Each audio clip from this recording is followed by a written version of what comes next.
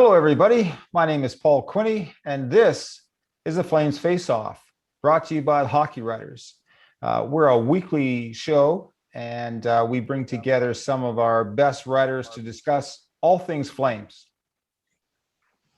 To be sure you don't miss any episodes, you can like and subscribe to us on the YouTube channel, the red button you see below your screen, or be sure to follow us on Facebook and Twitter.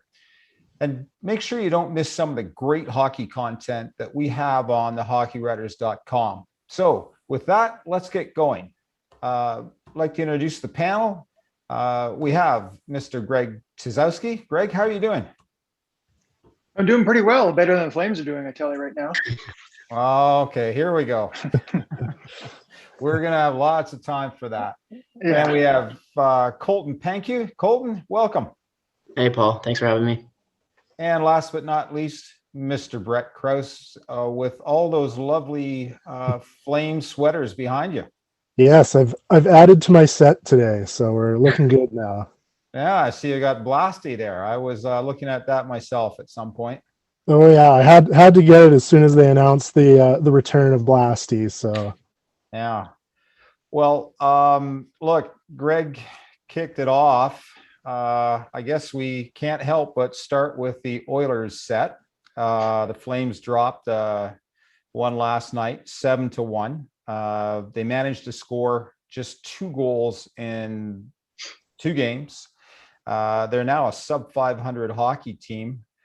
Well, the question is, what's up with the Flames? Greg, what's your take? Well, Brad Treliving was on Sportsnet 960 before the Flames Oilers set, and in an interview, he said that the Flames were just not good enough, and he was kind of searching for answers with why they're so inconsistent. So, if the Flames weren't good enough before the Flames met the Oilers these past 2 days, what are they now? Like it's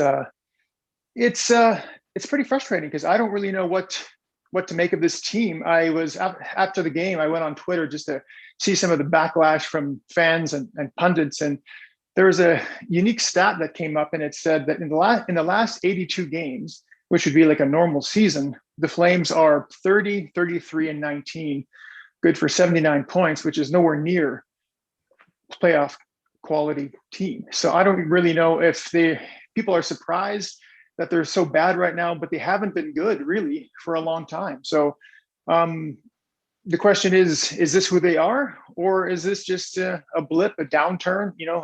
If anyone can shed some light on who this team is right now, I would love to hear it, because this is it's crazy right now. I have no idea. Well, I'm counting on Colton Pankiw to do just that. Who is it? Who is this team, Colton?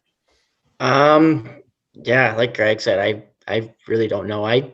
Coming into the season, I really thought they were going to be one of the top, well, for sure, one of the top 4 teams, if not one of the top 2 potentially in the North Division. I don't know what it is either. I see, just like Greg said, I was just searching after the game, and you see lots of different fans venting their frustrations, whether it's what Jeff Ward's doing behind the bench, line combinations, all that. But it just seems like a real lack of intensity. I know, like especially these Battle of Alberta games heading into the season, everyone was really excited for them, and it just seems like they're kind of lacking like the intensity they have last year. I'm not sure what it is, if it's a combination of no fans in the building and everything like that, but it just seems like almost like a lack of passion from the group right now.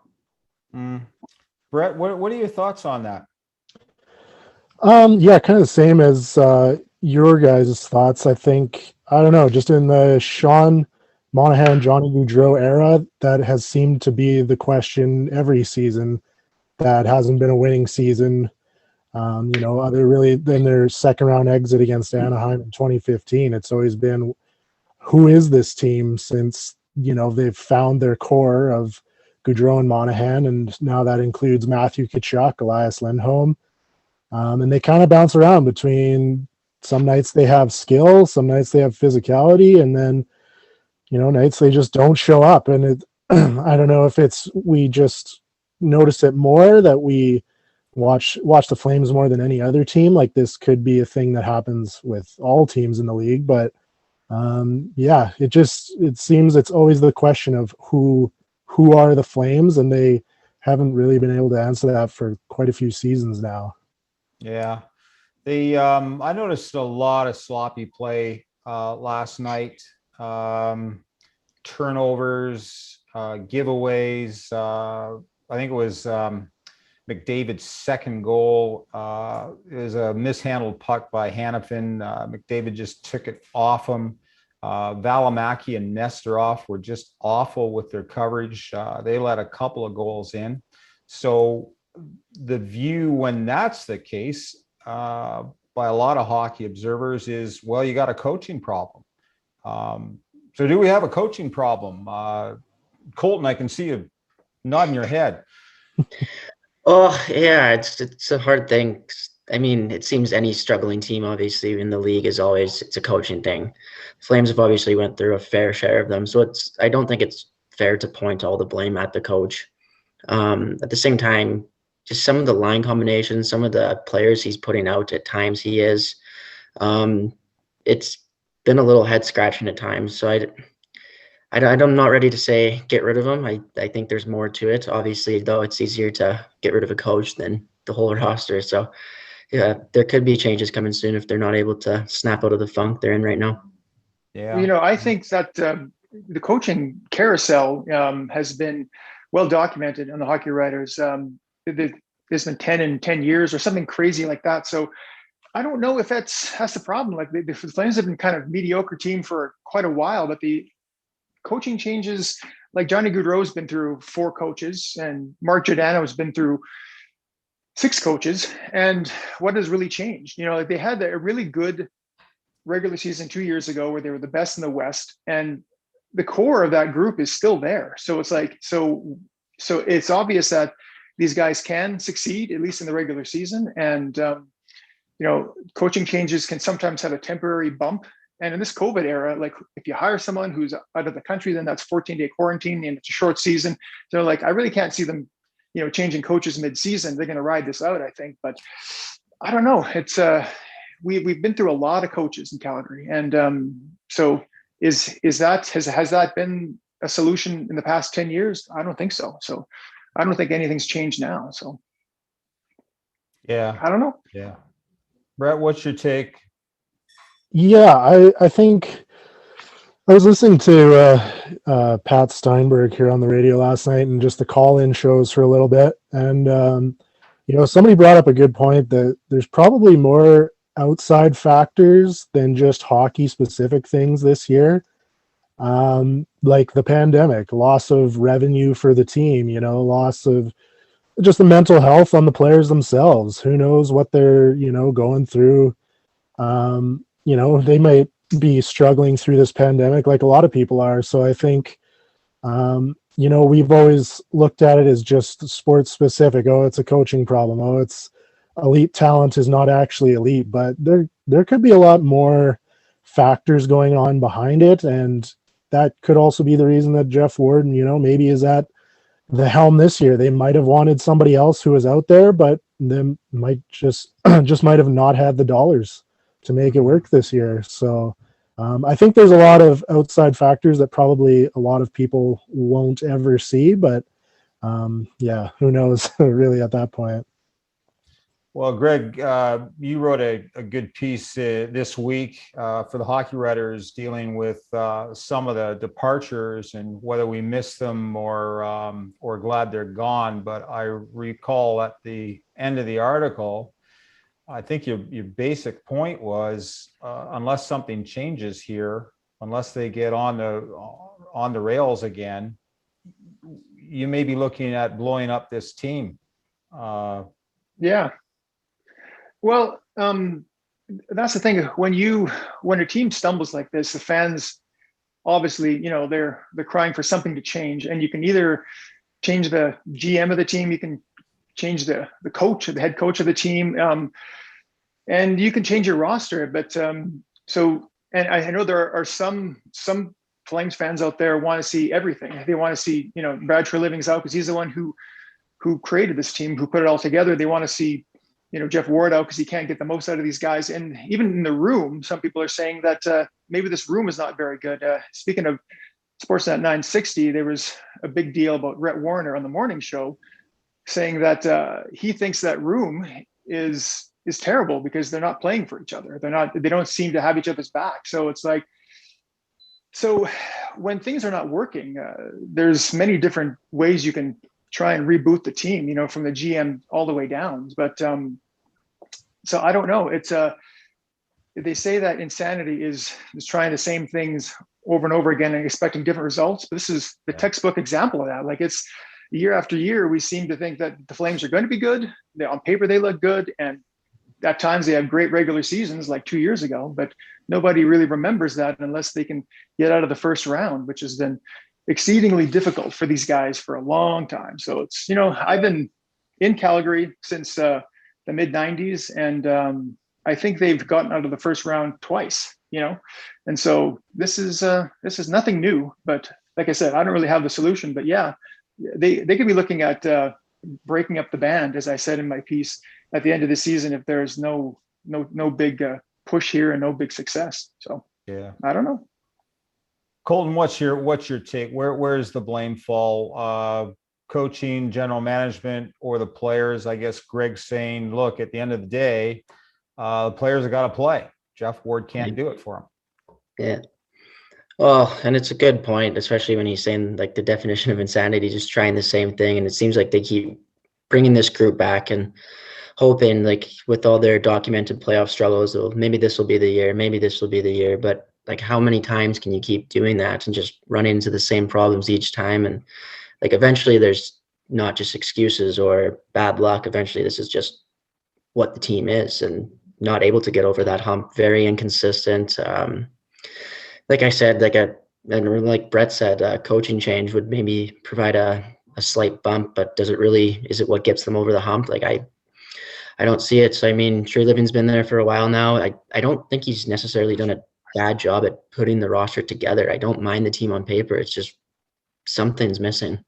Yeah. Yeah.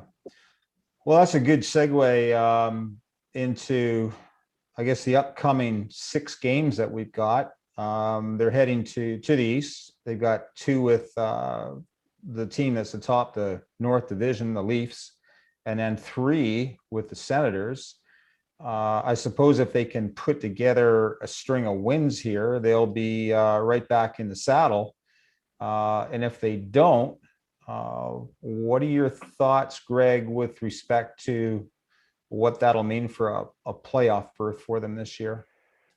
I saw an interesting stat online last night when all the fans were ranting and raving, and it was, I guess the odds makers had the Flames at 85% making the playoffs 3 games ago. And then after this 3-game skid, now they're down to 55%.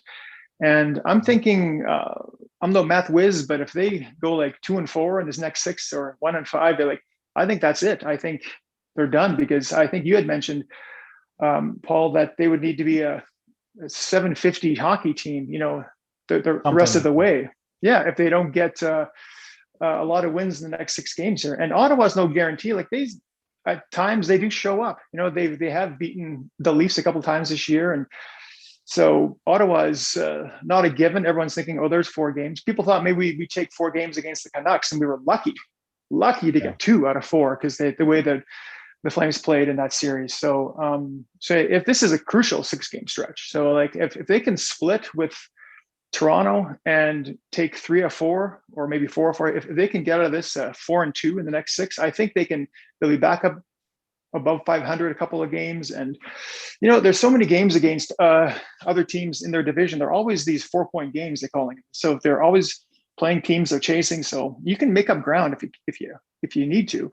So the season's not over, but I think Paul's point, if they crap the bed these next 6 games, it could be, you know, very difficult to get back in this thing. So, yeah, Brett, is that what are your thoughts on the what do they got to do in the next 6? Yeah, I think you gotta at least split with Toronto, and I think you have to win all 4 against Ottawa.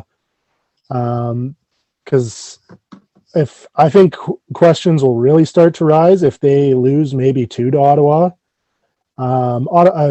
Past few Senators games I've watched, they're kind of starting to turn it around. So that's I think, going to be a little bit tougher task than we might have thought at the beginning of the season. But yeah, I think they got to win 5 of 6 here to get back into the conversation.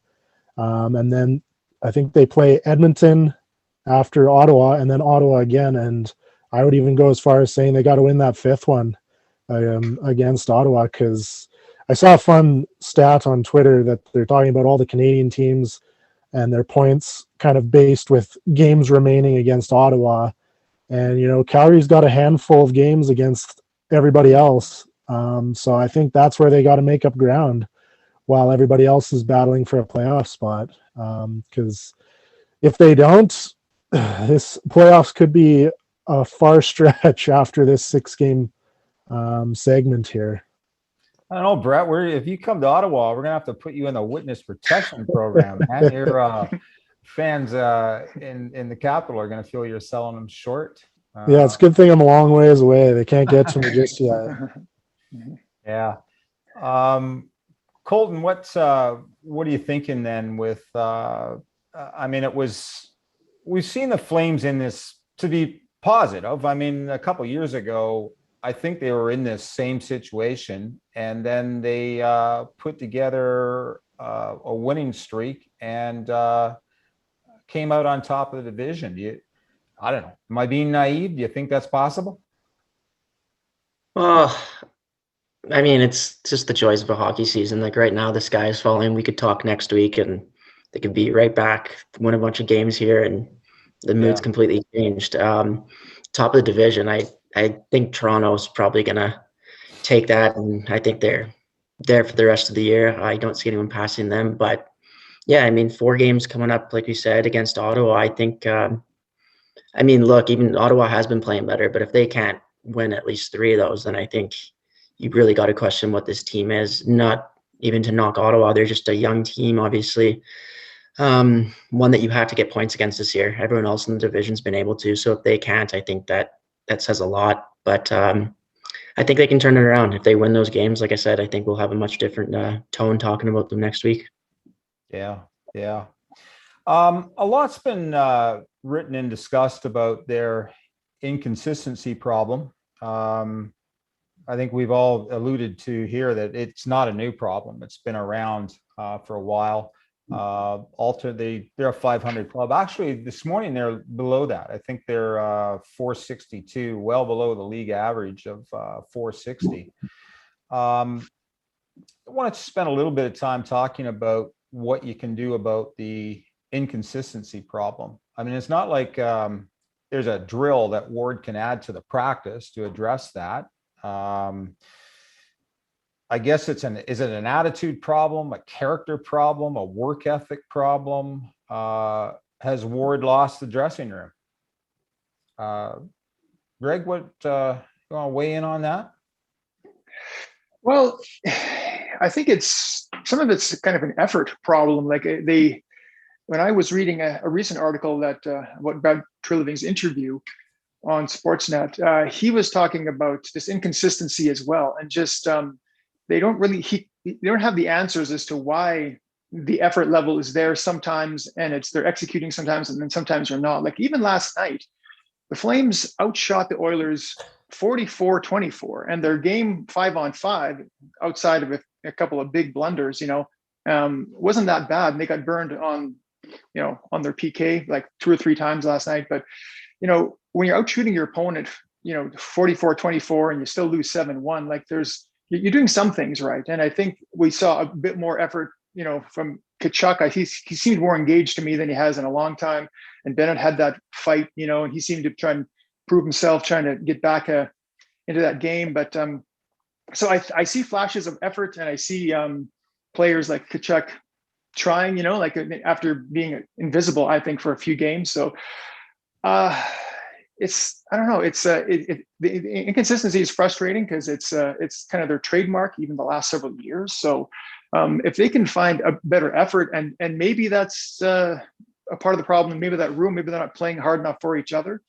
So yeah, I would say that, if they can ramp up their effort level and avoid these terrible first period starts where they've been outscored, handily in the first period for a majority of the games this year. I think they would serve themselves well. Even in the last year, they were getting the first goal scored on them majority of the time, even last season. So this is nothing new.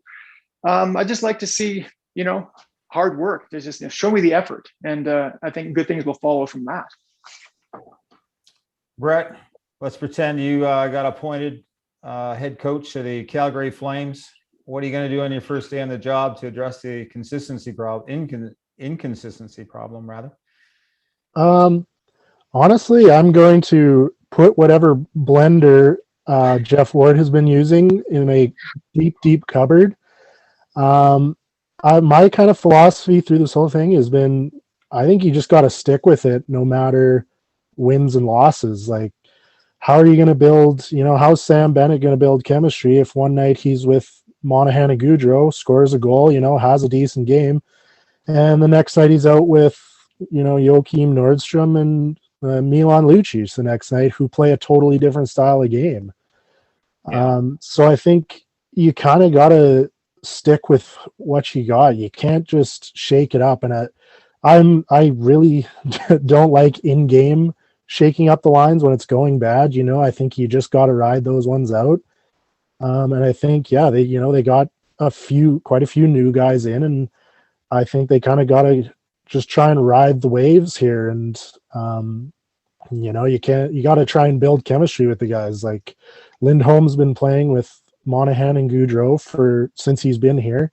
Now he's on a line with Tkachuk, and when they played well with Dubé on their line, but now they've shuffled it up due to injury. But I think you got to go back to that, and like they had started with those three pairs of Gaudreau, Monahan, Tkachuk, Lindholm, Backlund, Mangiapane, and I think you can kind of blend those a little bit in the sense of just different wingers, but I think you got to stick with those six pairs just to try and get some consistency.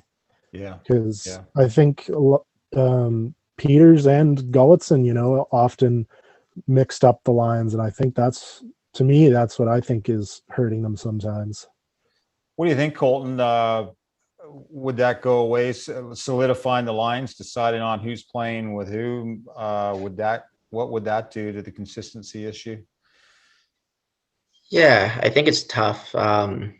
If you're switching guys up, like Brett said, it's tough to develop any kind of chemistry with line mates, and I think it kind of plays with guys' confidence a bit too. The big one for me too that Brett mentioned would be putting Lindholm back on that line with Gaudreau and Monahan. I think just to try and change something up. I think that was obviously their best line at the time it was together for quite a while. They had a lot of success together. So I would say that would be a big one that I would hope that Jeff Ward would do right away. Yeah. Sorry to interrupt, but I saw something last night which I couldn't believe. I was like, my jaw dropped when I saw this stat. It was, he said that, I know the Monahan's been out for a couple of games with injury, but they said for the fourth game in a row, they've put in a player to play with Johnny Gaudreau that had gone from being a healthy scratch the game before to playing with Gaudreau. And that was Dominic Simone, Brett Ritchie, Levo, and Buddy Robinson. They were all a healthy scratch the game before Jeff Ward put him on a line with Gaudreau. And that, to me, that sounds insane. Like, that is like the top line going from a healthy scratch to playing with Gaudreau, who's your best player right now. Like, how does that work? How is that coaching? How is that, like to me, I think this is why people are frustrated with Jeff Ward, is because he's doing stuff like this, like 4 games in a row, 4 different guys, all of them healthy scratches the day before. That is like mind boggling to me, but this is part of the problem. Well, they've got to get their offense going. I was checking with the stats the last 5 games, and their offense has just been shut down, at least the big guns. Gaudreau has 1 goal in the last 5 games, couple of assists. Tkachuk missing in action, 0 goals. Now Monahan, he's been injured, but even Lindholm, 1 goal, 2 assists in the last 5 games. Backlund, none. It's frustrating to see their offense shut down. This team, frankly, it just can't score goals. It's got 57 against and 46 for. So that's just an awful stat. What are your thoughts, Brett? Anything you could do immediately to boost that firepower, get something going? Just kind of off the top of my head, I think your top six right now has got to be, Gaudreau, Monahan, Lindholm back on that line, and a Kachuk, Backlund, Kachuk, Backlund, and Mangiapane. And, because Mangiapane has been probably their most consistent player. I think Gaudreau's been fairly consistent this year too. He can just go, pretty quiet in some games. Yeah, I think you got to try and roll those to see, because that's your offense right there. So I think you got to roll all six together at all times. So you can't have Brett Ritchie in the with Monahan and Gaudreau. You can't have Buddy Robinson up there. I think you got to have your top six guys in your top six, and they just haven't really stuck with that. I mean, like they might have got shelled in net last night, but Backlund, Kachuk, Mangiapane, they shut Connor McDavid down when he was on the ice. He didn't score when he was on the ice against the Backlund line. So I think you got to stick with that. Being at home in Edmonton there, they kind of got the better of them just with the last change. But yeah, I think you got to stick with that top six, and win or lose, you got to see if there's something there with consistency. What do you think, Colton? Would you go with that with Brett's line configuration, and give us some thought? Give us some your insights on the bottom six as well.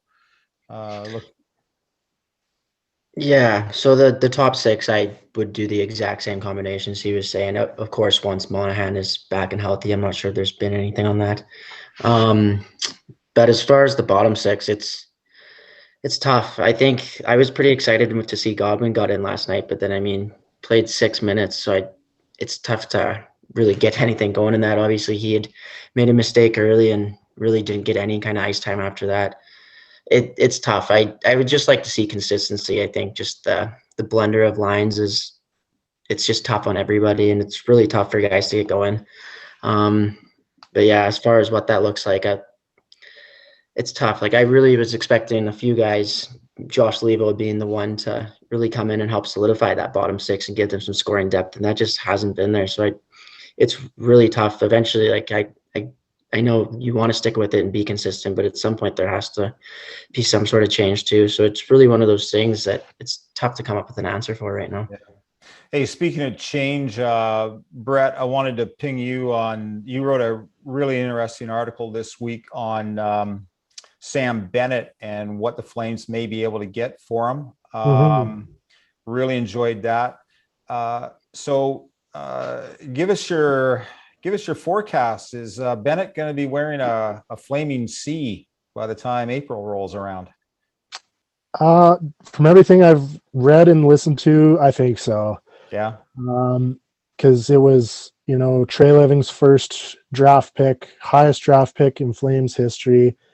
I think there's just a lot of kind of the personal side there that's gonna, stop any sort of trade. And I don't know how valuable he is on the market right now, because that's kind of why, like in my article, I talked about a guy because Columbus was interested, maybe Robinson out of Columbus, who's just making his way on their fourth line and a decent fourth line guy, or, Teddy Bluegers in Pittsburgh was another one that I had mentioned. And that's kind of where my thoughts are, is that you're probably only going to get fourth line guys in a Sam Bennett trade, but I could be wrong. Somebody might value him more. Yeah. And I took a swing for the fences on, maybe a guy like Rickard Rakell in Anaheim there, if Anaheim's interested in getting younger, because you look at their lineup and they're, all in their early 20s. And so maybe that's something that they'd be looking to move. But I think we see Bennett in a Flames jersey through this season. Hey, Colton, I just wanted to wrap up with you. You wrote a great article this week on Lindholm being underrated. And one thing I was struck by was just how much better he has done in Calgary. Um, we've been talking about the Calgary atmosphere or speculating as to problems in the dressing room, but why do you think Lindholm's done so much better in Calgary? I think opportunity is a big part of it. Obviously, like I said, when he came over, he was playing with Gaudreau and Monahan for the majority of his time, and they formed great chemistry together. Which is why I would really like to see that line back. And then at the same time too, I think I don't want to say Carolina gave up on him because obviously they got Dougie Hamilton in return, but Sure. just a change of scenery, I think, and just a young guy that hadn't really blossomed yet, and it just worked out great in Calgary's favor. That as soon as he got there, he really turned just from like I said, a league average player to a star really. Yeah. Well, gentlemen, thank you very much. We've run out of time, but that was a really great discussion. And thanks for joining us, everybody. We'll be back next week with another edition of Flames Faceoff. But in the meantime, you can catch up on all of this week's action on Monday morning with the Flames weekly column. We publish that once a week, just summing up everything that happened with the Flames in the week gone by. And again, be sure to check us out at the hockeywriters.com for some great hockey content. Thanks and see you next week.